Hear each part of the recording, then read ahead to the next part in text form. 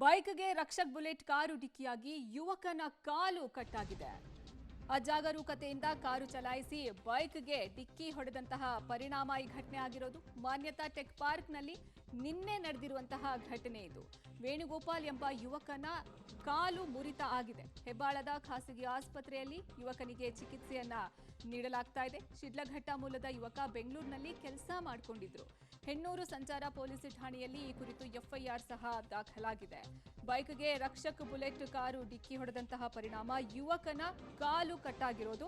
ಇದಕ್ಕೆ ಸಂಬಂಧಪಟ್ಟಂತೆ ಹೆಣ್ಣೂರು ಸಂಚಾರ ಪೊಲೀಸ್ ಠಾಣೆಯಲ್ಲಿ ಎಫ್ಐಆರ್ ಸಹ ದಾಖಲಾಗಿದೆ.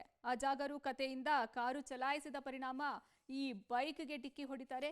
ಬೈಕ್ನಲ್ಲಿ ಹೋಗ್ತಿದ್ದಂತಹ ಯುವಕನ ಕಾಲು ಇದೀಗ ಈ ಘಟನೆಯಲ್ಲಿ ಮುರಿದಿದೆ ಅನ್ನುವಂತಹ ಮಾಹಿತಿ ಸಿಗ್ತಾ ಇದೆ. ಮಾನ್ಯತಾ ಟೆಕ್ ಪಾರ್ಕ್ನಲ್ಲಿ ನಿನ್ನೆ ನಡೆದಿರುವಂತಹ ಘಟನೆ ಇದು. ವೇಣುಗೋಪಾಲ್ ಎಂಬ ಯುವಕನ ಕಾಲು ಮುರಿತ ಆಗಿದೆ. ಹೆಬ್ಬಾಳದ ಖಾಸಗಿ ಆಸ್ಪತ್ರೆಯಲ್ಲಿ ಆತನಿಗೆ ಚಿಕಿತ್ಸೆಯನ್ನು ಸಹ ನೀಡಲಾಗ್ತಾ ಇದೆ. ಶಿಡ್ಲಘಟ್ಟ ಮೂಲದ ಯುವಕ ಬೆಂಗಳೂರಿನಲ್ಲಿ ಕೆಲಸ ಮಾಡಿಕೊಂಡಿದ್ರು. ನಿನ್ನೆ ಮಾನ್ಯತಾ ಟೆಕ್ ಪಾರ್ಕ್ನಲ್ಲಿ ಈ ರಕ್ಷಕ್ ಬುಲೆಟ್ ಇವರ ಕಾರು ಆ ಬೈಕ್ಗೆ ಡಿಕ್ಕಿ ಹೊಡೆಯುತ್ತೆ. ಡಿಕ್ಕಿ ಹೊಡೆದಂತಹ ಪರಿಣಾಮ ಯುವಕನ ಕಾಲು ಮುರಿದಿದೆ.